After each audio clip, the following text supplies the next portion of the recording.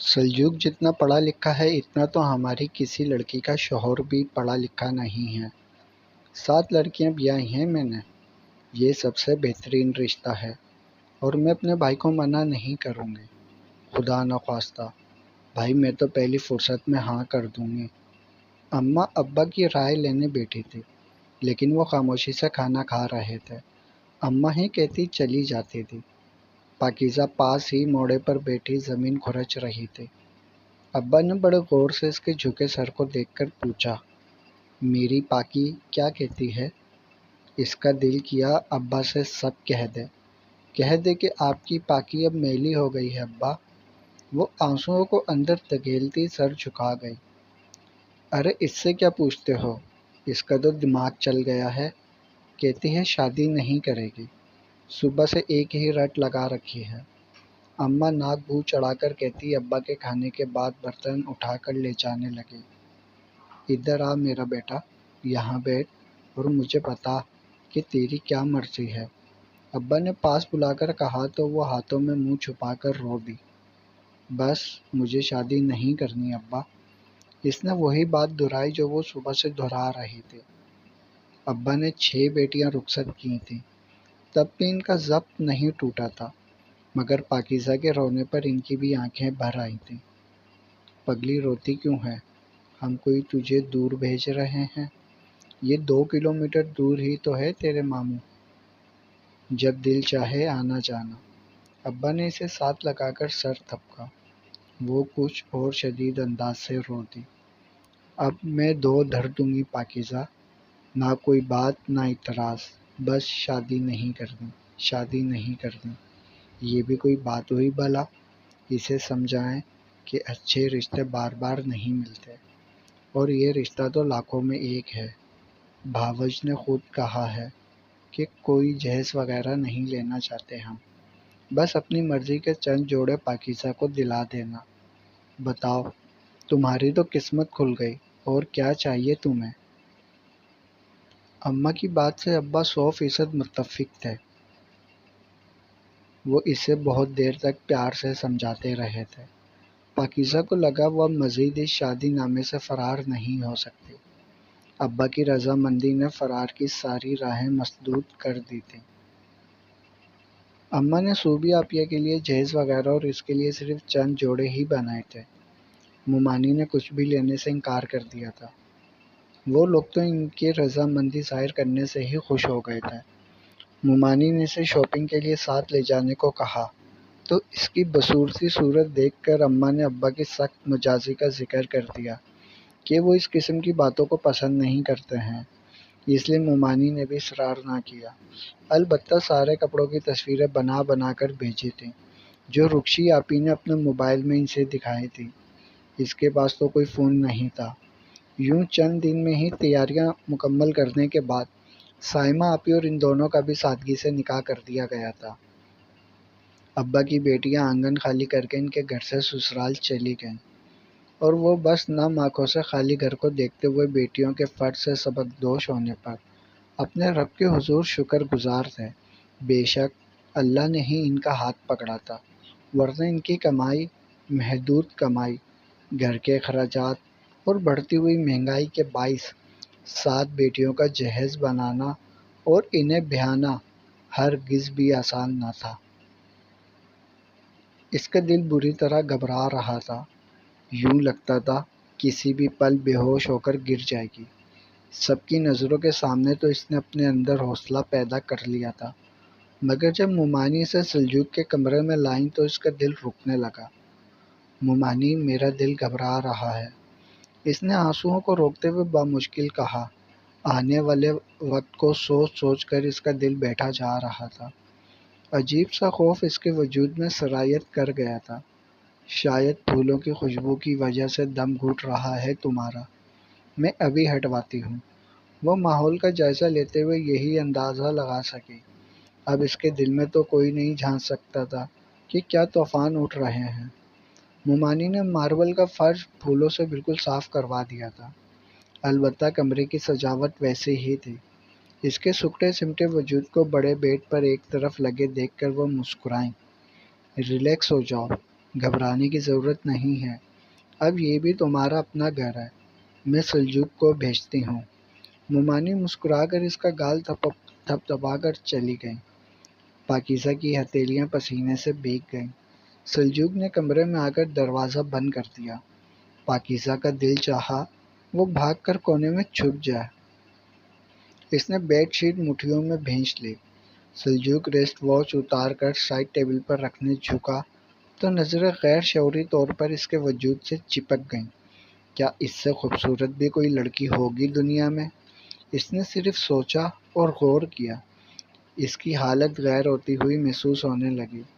تمہاری طبیعت تو ٹھیک ہے؟ پاکیزہ نے پہلی مرتبہ اس کے چہرے کی سمت ایک نگاہ ڈالی اور نظریں جھکا لی۔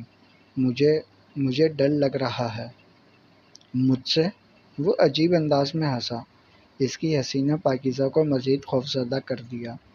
بتاؤ بھی، مجھ سے ڈر لگتا ہے؟ اتنا خوفناک ہوں میں؟ وہ بیڈ کی دوسری طرف بیٹھ گیا اور بہت دلچسپ نگاہوں سے اس کا جائزہ لینے لگا۔ پاکیزہ کا دل سینے میں ادھم مچا رہا تھا۔ اس سے ایک لفظ بھی نہیں کہا گیا۔ سلجوق نے اس کی بند مٹھیوں کو دیکھا جو ابھی بھی بیڈ شیٹ بھینچی ہوئی تھی۔ پاکیزہ تم خوش نہیں ہو اس رشتے سے؟ اس نے فوراً سر نہ میں ہلایا۔ اپنی زبان سے کہو، میں تمہاری آواز سننا چاہتا ہوں۔ سلجوق کا لہجہ اس بار سخت تھا۔ میں پاکیزہ کی حالت غیر ہونے لگی۔ سلجوق نے لب بھینچ کر ضبط سے کہا، اچھا جاؤ چینج کر آؤ، پھر بات کرتے ہیں۔ وہ فوراً اٹھی اور اس کی نگاہوں سے دور بھاگ گئی۔ سلجوق لمبی سانس کھینچ کر رہ گیا۔ تقریباً 1 گھنٹہ گزر گیا تھا۔ وہ واش روم سے نہیں نکلی تھی۔ سلجوق انتظار کی آگ میں جلتا سگریٹ پر سگریٹ پھونکتا جا رہا تھا۔ وہ بہت دیر بعد سہمی سی نکلی تھی۔ ادھر آؤ، یہاں بیٹھو۔ پاکیزہ دہل گئی۔ اسے کیا یاد نہیں آیا تھا۔ کیا بکواس کر رہا ہوں میں؟ یہاں آؤ۔ وہ ایک دم خوفزدہ ہو کر پاس آئی تھی۔ کیا مسئلہ ہے تمہارے ساتھ؟ کوئی مسئلہ نہیں ہے، اس نے ہتھیلی مسلتے ہوئے بہت دھیمے سے کہا تو سلجوق نے سگریٹ ایش ٹرے میں مسل کر اس کی طرف متوجہ ہوا تھا۔ اس کا گھبرایا سمٹا سا سراپا بہت معصومیت لیے ہوئے تھا۔ بہت خوبصورت لگ رہی تھی تم آج۔ اس کے سخت تاثرات یکدم نرم پڑے تھے۔ اس کے گریز کو پاتا خود ہی نزدیک ہو کر نرمی سے بولا اور ہاتھ بڑھا کر اس کے نم بالوں کو کیچڑ کی قید سے آزاد کر دیا تھا۔ پاکیزہ کے بدن پر کپ کپی سی طاری ہو گئی۔ وہ بے ہوش ہو کر تکیے پر گر گئی۔ پاکیزہ! سلجوق نے قہر آلود نظروں سے اس کے وجود کو دیکھا تھا۔ 1-2 بار اس کا چہرہ تھپتھپایا مگر جواب نہ ملا تو تشویش سے اس کی نبض چیک کی جو نارمل تھی۔ کیا سلوک کروں تمہارے ساتھ؟ وہ بہت غصے سے اس کے وجود کو دیکھ کر چبا کر کہتا پلٹ کر تکیہ برابر کر لیٹ گیا۔ سلجوق کی چھٹی مختصر تھی۔ وہ جلد واپس چلا گیا تھا۔ مومانی خاصی سوشل خاتون تھی۔ وہ اکثر باہر آتی جاتی رہتی تھی۔ اسے بھی کہتی لیکن وہ ہر بار منع کر دیتی تو مومانی کو لگتا کہ وہ تنہائی پسند ہے، اس لیے انہوں نے پوچھنا چھوڑ دیا۔ سلجوق کا فون آتا تو بس ہوں ہاں میں جواب دے دیتی۔ وہ بھی جلدی اکتا کر فون بند کر دیتا تھا۔ وہ معمول کے کاموں میں خود کو الجھائے رکھتی تھی۔ اس نے مومانی سے کہہ کر ماسی کو ہٹوا دیا تھا۔ وہ سارے کام خود ہی کرتی تھی۔ مومانی نے بہت حیرانگی کا اظہار کیا اور انکار کر دیا۔ جب اس نے اپنی بوریت کا رونا رویا تو انہیں ہار ماننا پڑی۔ اب وہ سارے کام خود ہی کرتی تھی۔ البتہ کپڑے دھونا اور پریس کرنا ماسی کا کام تھا جو ہر ہفتے آ جاتی تھی۔ یوں اس کی زندگی یہاں بھی بس گزر رہی تھی۔ وہ فرش دھو رہی تھی کہ اچانک دروازے پر دستخط ہوئی۔ اس نے مومانی کو تصور کرتے ہوئے دروازہ کھولا تو سامنے سلجوق کو پایا۔ وہ اچانک بنا بتائے آ گیا تھا۔ اب گہری دلچسپ نگاہوں سے اسے دیکھ رہا تھا، جس کی بھیگی آستینیں اور بے نیاز دوپٹے سے گھریلو حلیہ اس کی توجہ کھینچ رہا تھا۔ اس عام سے حلیے میں بھی کمال حسن تھا۔ وہ پہلے سے زیادہ خوبصورت ہو گئی تھی مگر اب بھی ڈری اور سہمی تھی اسے دیکھ کر۔ اب اندر بلاؤ گی یا میں واپس چلا جاؤں؟ وہ دانستہ سخت لہجے میں بولا تو پاکیزہ ہڑبڑا کر دروازے کی اوٹ میں ہو گئی۔ وہ اندر آیا اور سیدھا چلتا ہوا کمرے میں چلا گیا۔ وہ کشمکش میں مبتلا کئی دیر انگلیاں چٹکاتی رہی، پھر اس کے پیچھے گئی۔ پانی لاؤں آپ کے لیے؟ نہیں محترمہ، رہنے دیں، ضرورت کیا ہے؟ جن سمندروں میں جہاز چلاتا ہوں وہاں سے پی کر آ رہا ہوں، اب مجھے کوئی حاجت نہیں رہی۔ وہ تپ کر بولا، نہ سلام، نہ دعا، نہ حال، نہ احوال۔ اس لڑکی میں عقل تو نام کی نہیں تھی۔ پتہ نہیں اسے سمجھ آیا تھا یا نہیں۔ وہ کمرے سے چلی گئی تو سلجوق کھولنے لگا تھا۔ اتنے مہینوں بعد وہ گھر یہ سوچ کر آیا تھا کہ بیوی کا انداز بدلا ہوگا، مگر یہاں تو معاملہ ہی الٹ تھا۔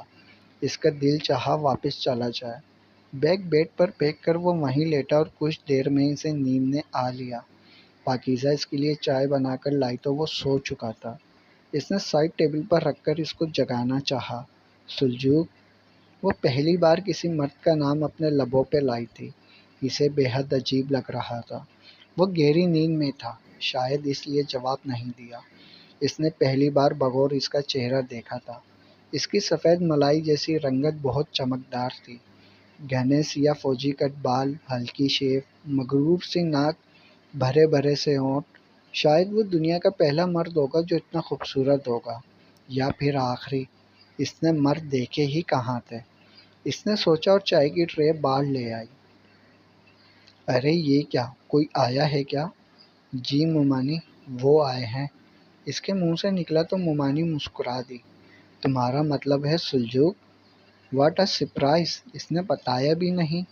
مومانی خوش ہوئی تھی اور معنی خیز نگاہوں سے اسے دیکھنے لگے۔ اس نے ان کا دھیان خود سے ہٹاتے ہوئے پوچھا، آپ چائے پیئیں گی؟ وہ تو سو گئے۔ ضرور، مجھے دے دو، وہ خوش ہو کر کہتی ٹرے سے کپ اٹھانے لگی۔ اسے گھر آئے 2 دن ہو گئے تھے۔ پاکیزہ اس سے کترائی سی رہتی تھی۔ کل بھی وہ بابا سے پروفیشنل ڈسکشن کر رہا تھا۔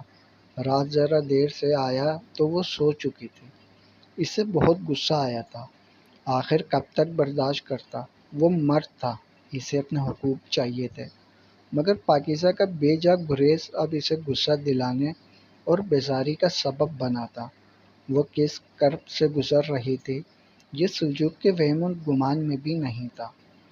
کمرے میں آؤ پاکیزہ، کہہ کر جس طرح آیا تھا ویسے ہی پلٹ کر چلا گیا۔ جاری ہے بقیہ اگلے پارٹ میں۔ تمام پارٹس پڑھنے کے لیے چینل کو سبسکرائب کریں اور ویڈیو کو لائک ضرور کیا کریں۔ اس ناول کے تمام پارٹ چینل کی پلے لسٹ میں موجود ہیں اور آنے والے تمام پارٹ بھی چینل کی پلے لسٹ میں ایڈ کر دیے جائیں گے۔ اس کے علاوہ مزید اچھی سٹوری اور ناولز بھی چینل کی پلے لسٹ میں موجود ہیں، وہ بھی ضرور وزٹ کیجیے۔